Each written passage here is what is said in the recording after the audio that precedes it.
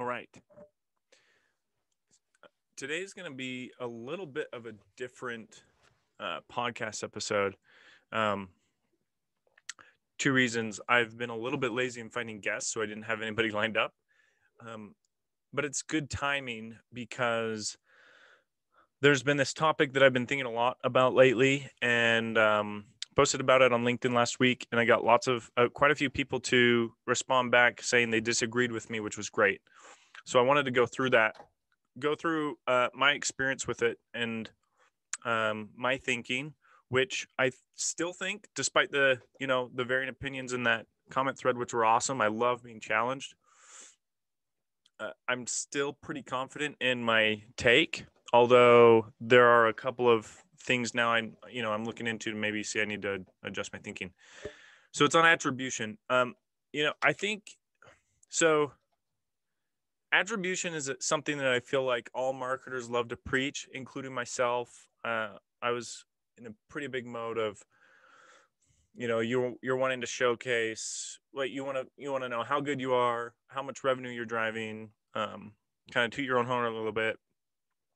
At the same time, understand, which ones are driving the most revenue so that we can do more of them, right? And the way I've read things from the market, every people out in the world, they seem to have it in place, and it seems conceptually easy to understand. You just got to put it in place, and then you can move on and make really great database decisions. As I've pushed people on that, I've found that it's not as clear cut as it seems to be. So there's a lot of reasons for that.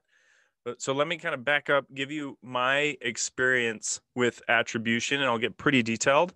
And that will kind of give you the foundation of how I'm coming at things this way, and then and how I formulated my opinion now. So my last job, which was my first full-time gig out of college, which turned into it was an internship, full-time role, became like the marketing ops guy. That's how automation started for me. And I won't name the company, but it rhymes with Franklin Hovey. And Franklin Covey, they're awesome. I loved my time there. And when one of the things I was tasked with was attribution, right? The combination of like lead scoring, MQLs, all that stuff. And as a new kind of entry level guy, this sort of stuff was not taught in college. So I was learning a lot of it, and I was soaking it up. Like, it was really practical, and I was eating it up mostly from vendor content.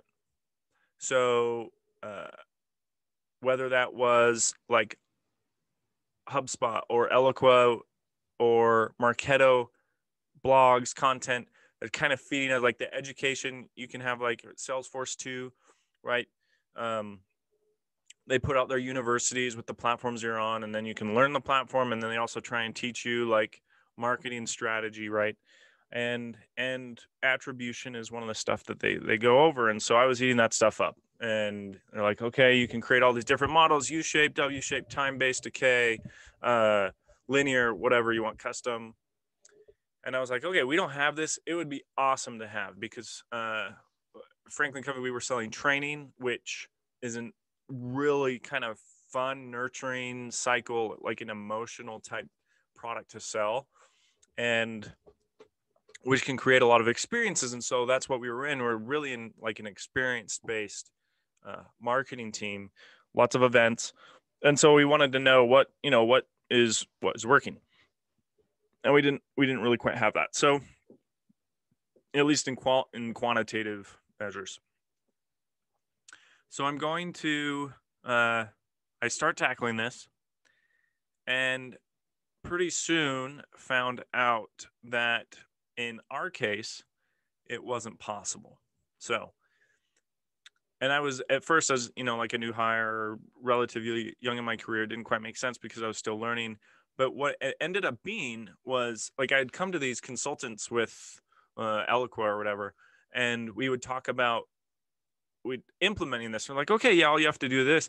And we start trying to build it and it all breaks down.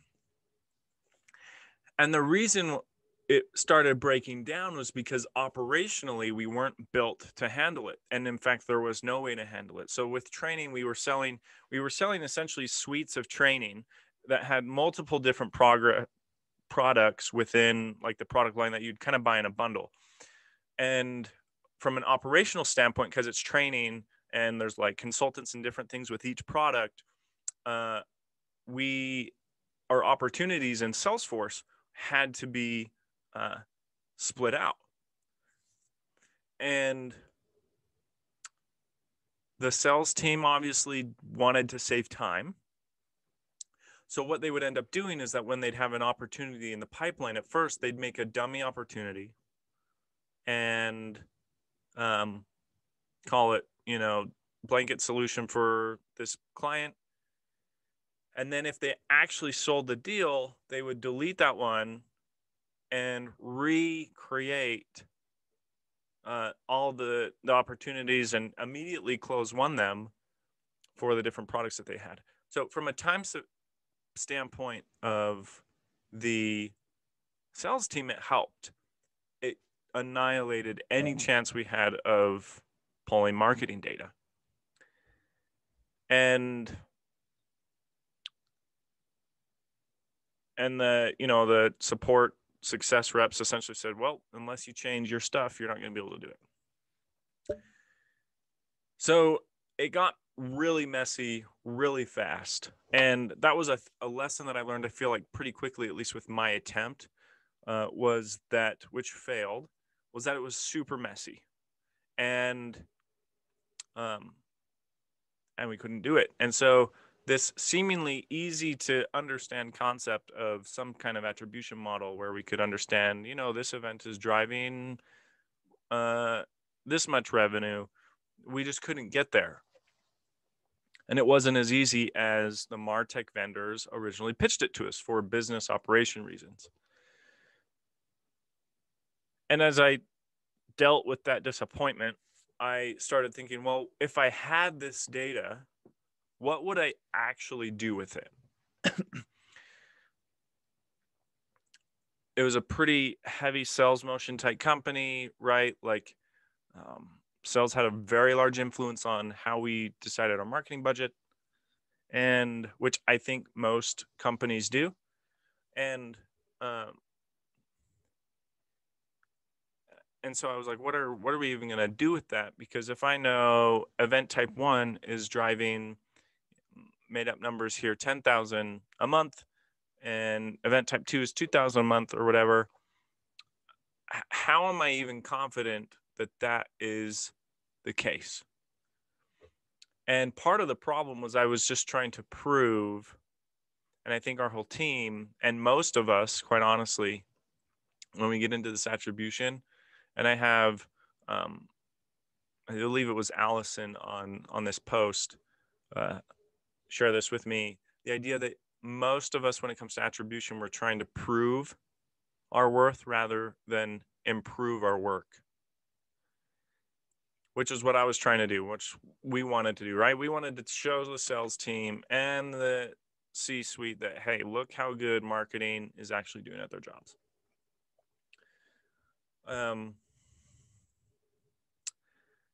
And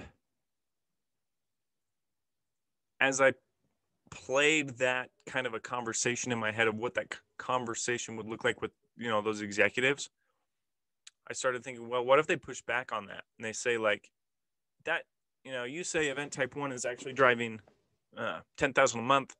I don't think that's true. I would have a hard time actually responding to that, because when you look at the models that MarTech vendors have put out as far as attribution, linear based, U-shaped, W-shaped,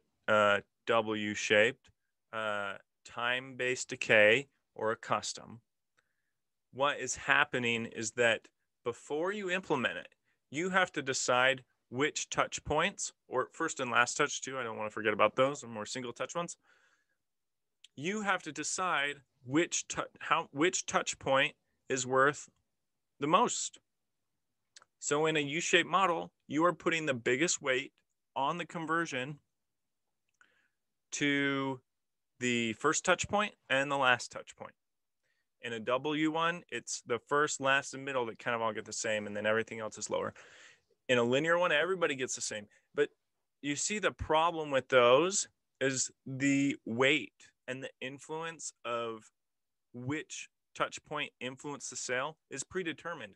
And you didn't ask that individual or sales, that client, that prospect, what it actually was. Like, who's to say somebody that didn't know about your brand at all happened to see a Google ad, right? And they would have converted whether or not they went to your event and attended the webinar and downloaded the ebook and filled out the demo request. Like, they might have just bought anyways. And that's going back to like the idea of improving rather than improving, that those models, they focus on revenue driven per touch point. And while that might look good if you're trying to tell your CMO and COO and CEO that marketing drove so many millions of dollars in pipeline and closed won revenue, it's not actionable. There's actually nothing to do with it. It's just a pretty number.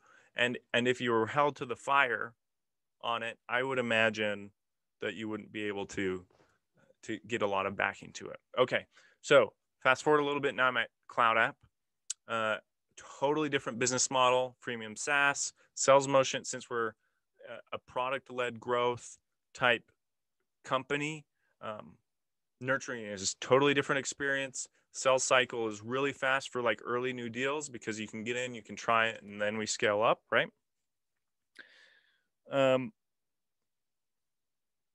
So here's, after thinking about that and being influenced by a few people on LinkedIn and different things, here's how I view attribution and what I think it should do.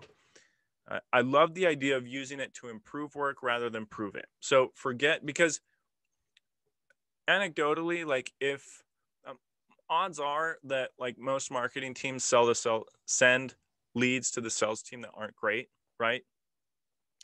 So sales is always clamoring for more leads, but what they really want are more leads that they don't even really have to set up an appointment with. They just get the meeting set. And those are typically low in volume. And so you have to send them other leads, and then they get frustrated with you and blah, blah, blah. So as far as like proving your worth, if the sales team was like, yeah, I barely have to set meetings, I know everything the marketing team sends me is legit, then I don't have to worry. Then like that's all you need to be able to prove, is that if sales team's like marketing's great, then you're probably fine.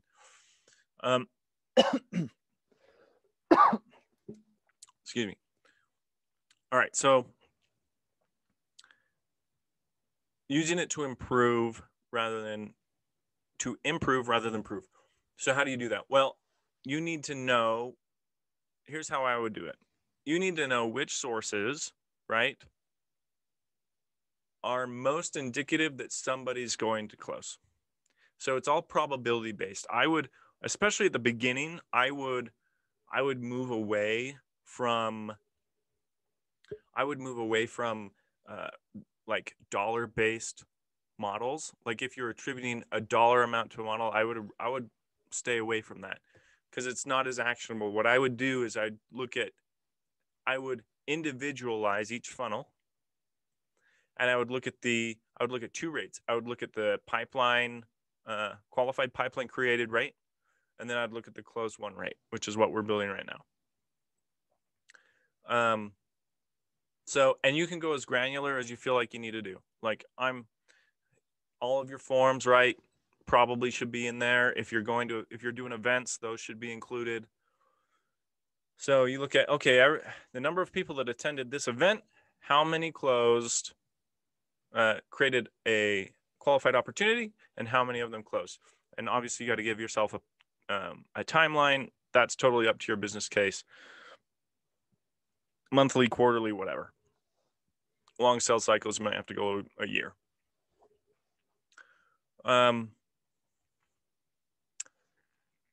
And then you get those probabilities. So if somebody fills out a demo request, then we are confident there is like a 10% chance that that demo request is going to close into a close won deal. And there's a 40% chance that, you know, we get a conversation and an opportunity, whatever your rates are. I'm just throwing the numbers out. And you do that for each of your sources. So then right off the bat, you can look at, okay, I know that for every 100 demo requests we get, we're going to get 14 customers, or 7, since I said the 7% or whatever it was. Now you have something to work with, because you can now compare each source by its close rate. And I think that's the first step. Now, depending on what you sell, there's probably different price points and sizes of deals, right?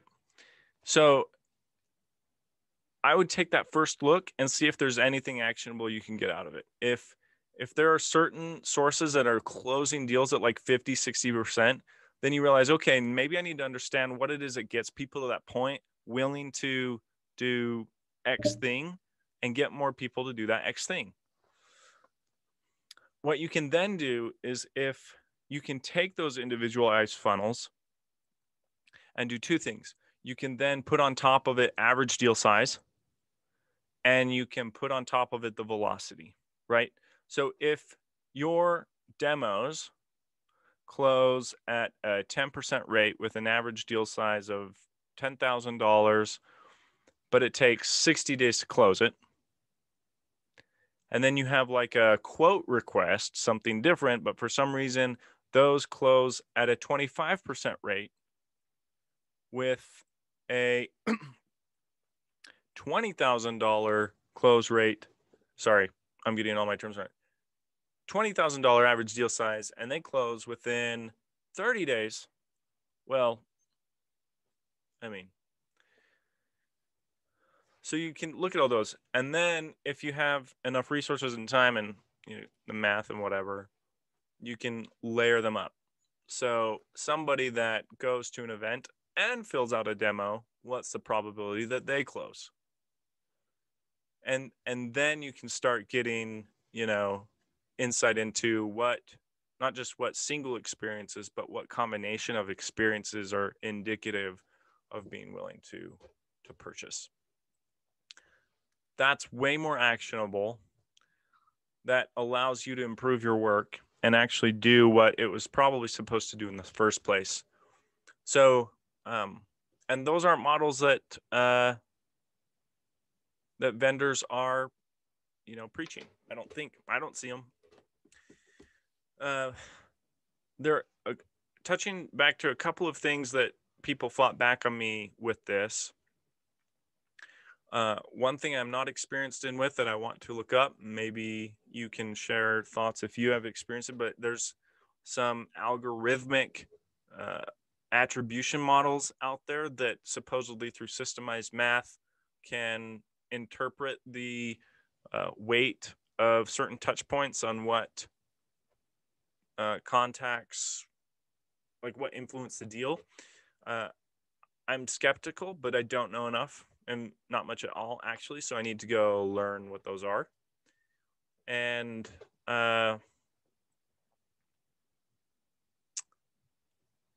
then there is an idea that I do think is somewhat like, if you're using a linear model or if you're using any of those and you're consistent over time, then you're able to identify trends. And I think that's a little more helpful, because then the change in values from month or quarter to quarter for each source's attributed revenue is more important. And the model itself isn't as important, so it's not as big of a deal, because you're just trying to track changes, and which I do think is helpful. So if you're using like linear models and stuff like that to track changes over time, and it's saying like, hey, our webinars are starting to not do as good, maybe we need to freshen them up or whatever. I think there's some value to that. So, but you would be able to see that same trend using individualized funnels, month over month, quarter over quarter, so forth. So those are my thoughts. Would love to have you hit me up if you think I'm wrong and tell me why, because if I am wrong, I need to learn, but I don't think I am. So uh, let me know what you think. Have a great day, and we'll see you next time.